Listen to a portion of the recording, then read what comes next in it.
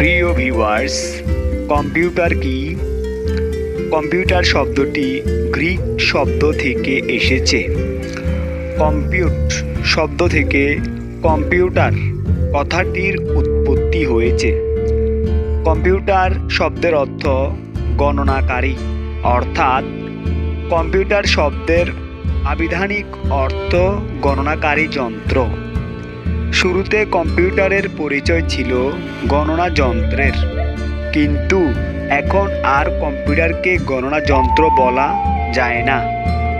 Computer এমন একটি যন্ত্র যা তথ্য গ্রহণ করে এবং বিভিন্ন প্রক্রিয়ার মাধ্যমে তা বিশ্লেষণ ও উপস্থাপন করে।